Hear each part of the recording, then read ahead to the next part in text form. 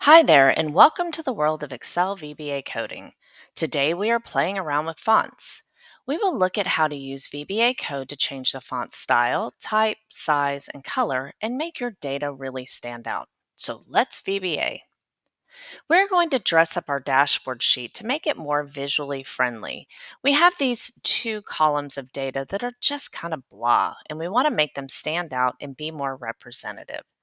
On our dashboard sheet are two column headers in cells B11 and C11 that we want to make bold and in italics. Go ahead and open your Visual Basics editor and insert a new module. Create your sub, and I am going to call this sub font changes. I always add a note detailing what I need to accomplish with this code. It's a great way to quickly reference back to your code when there's a problem.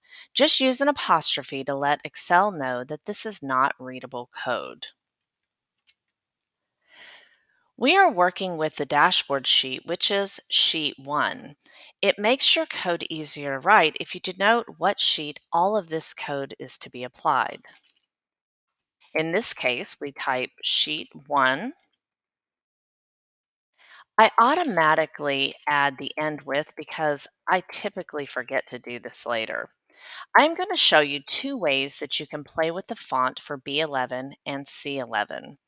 The first method is to reference the range dot range B11 through C11 dot font dot bold equals true. That will turn that font into bold. You will then repeat this, and instead of dot bold, you'll have dot italic.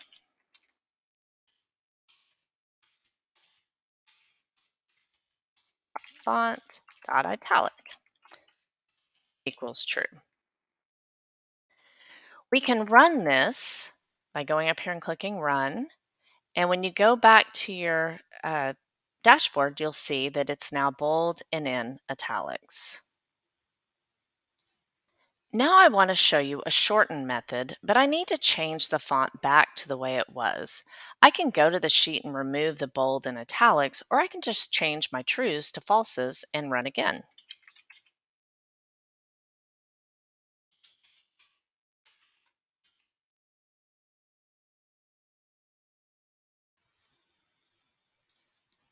And you'll see here, it changed it back. For the shorter version, you will simply add your dot range B11 through C11 to your width sheet 1. So now if I remove these, change this back to true, run this, and you will see it worked just the same. That's just a shortened way of writing your code when you want to apply it to the same range. Because this is a user interface, maybe you want to change up the font type.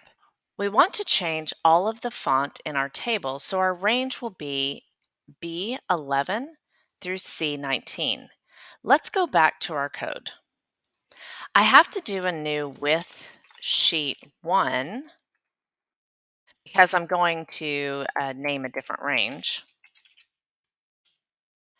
I add in dot range B11 through C19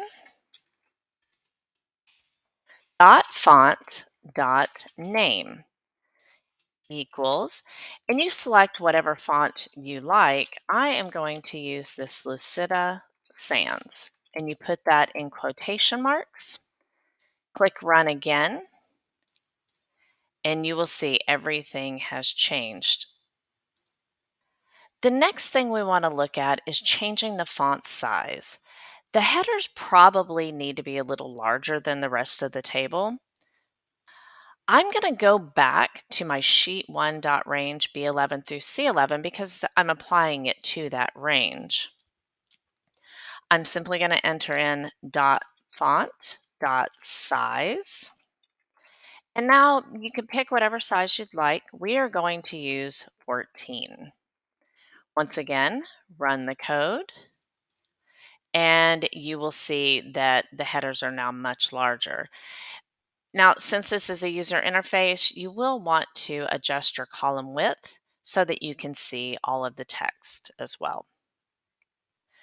The last thing I want to change is the cells that show company-wide total number of employees, which are B12 and C12. I feel this one should stand out from the specific department totals. We want to change the color of the font to red. There are several ways that you can code in color, but the easiest way is to use the standard VB colors. I will have a future video focused solely on colors, so be on the lookout for that one. Once again, type in with sheet 1, enter end with. This time we're going to reference dot range B12 through C12, dot font dot color equals, and then we're going to type BB red. Run the code again, and you will see that those cells are now red. These are the basics for playing with fonts. Take some time to make changes that are visually pleasing and useful for your end user, and they will love you for it. Be sure to subscribe to my channel for more Excel VBA tutorials, and leave me a message in the comments section if you have any questions or topic suggestions. Have a great day.